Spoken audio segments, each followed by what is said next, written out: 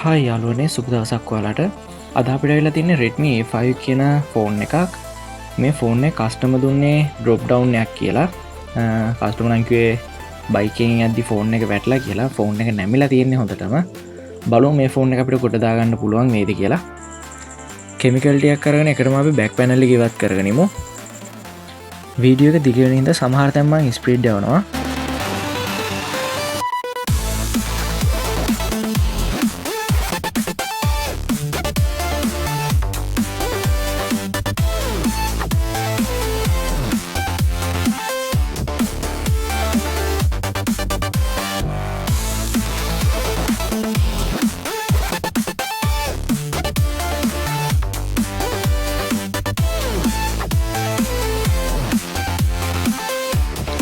අපි දැන් ෆෝන් එක ඇන ටික ගලවගමු.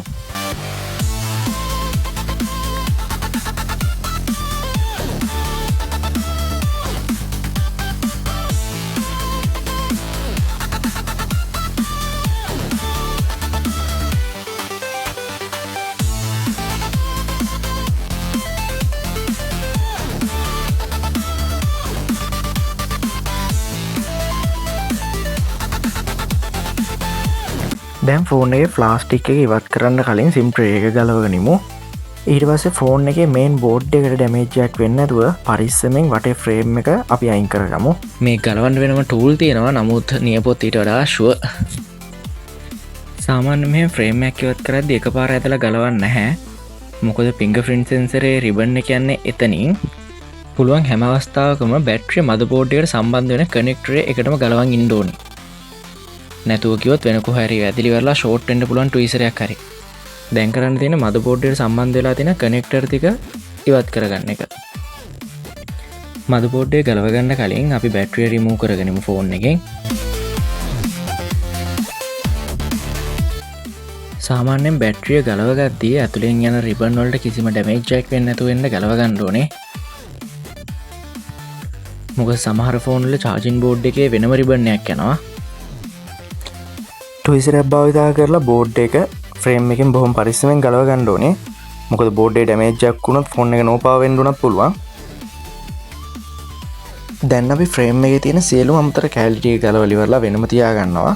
කැමරාව, ස්පීකරේ, චාර්ජින් බෝඩ් එක, වයිබ්‍රේට් එක වගේ සියලුම දේවල් ගලවලා පැත්තකින් තියාගමු.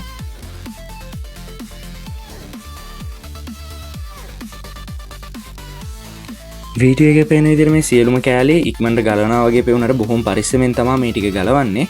පොඩ්ඩක් හරි ඩැමේජ් වුණොත් එහෙම වැඩ කරන්න නැතු වෙනවා රිබන් එක ඉරුණොත් එහෙම. ෆෝන් එකේ සියලුම කෑලි ටික දැන් ගලවගෙන අවසන්. අපි මේ ෆෝන් එකේ ඩිස්ප්ලේ එක ගලව ගන්න යන්නේ නැහැ. ෆ්‍රේම් එකක් අපි අලුතෙන් දාන්න යන්නේ මේ ෆෝන් එකට.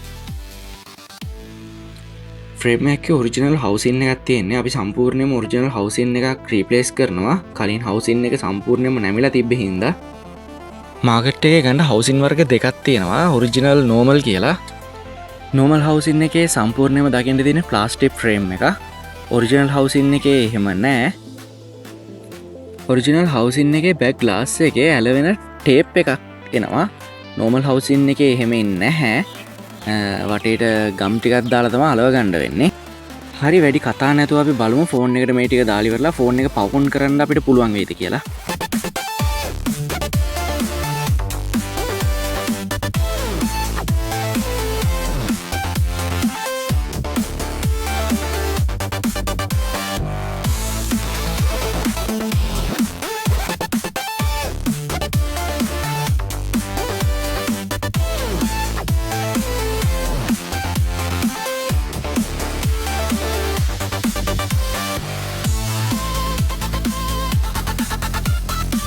හවුසින් එක මාරු කරද්දී අත්‍යවශ්‍යම කොටසක් තමයි බැටරිය අලව ගන්න එක. සමහර අය බැටරිය අලවද්දී කස්ටමර්ගේ බැටරිය ආයේ වෙනම චේන්ජ් කරගන්න බැරි වෙන්නම රිබන් වලටත් වදින්නම ගම් එක දාලා අලවනවා. එහෙම කරන්න හොඳ නැහැ. ෆෝන් එකේ ඩිස්ප්ලේ රිබන් වලට වදින්න නැතුව යන්න ප්‍රවේශමෙන් ගම් එක දාලා ඉවරලා ඉටිකොලේ දාලා ඊට පස්සේ බැටරිය අලවන එක තමයි හොඳම දේ. එහෙම කරාම වෙන ෂොප් එකක කෙනෙක්ට උනත් බය නැතුව බැටරිය ගලවන්න පුළුවන් ඩිස්ප්ලේ එකට කිසිම හානියක් වෙන්නේ නැතුව. මේ මොඩල් එකේ බැටරිය පස්සේ තමයි අලවන්න තියෙන්නේ. බැටරිය අලවන්න කලින් අනිත් සේරම දේවල් ටික අපි සෙට් කරගන්න ෆෝන් එකට.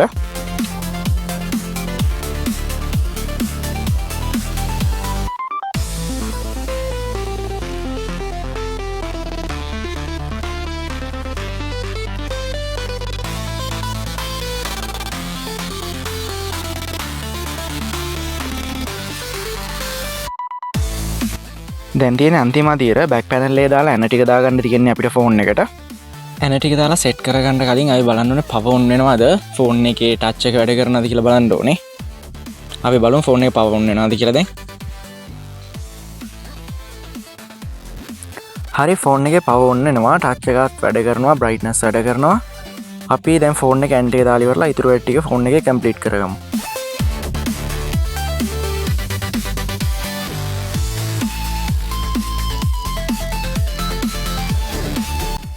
මේ තියෙන්නේ බැක් ග්ලාස් එකේ එන ගම් ටේප් එක මං කලින් කිව්වා වගේ.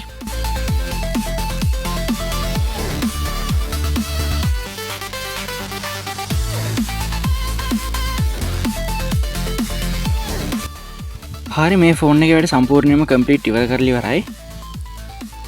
වීඩියෝ එක හොඳයි නම් ලයික් කරන්න. තව මේ වගේ වීඩියෝ බලන්න කැමති නම් අපිව සබ්ස්ක්‍රයිබ් කරලා ඔයාලගේ අදහස් කමෙන්ට් එකක් දාන්න.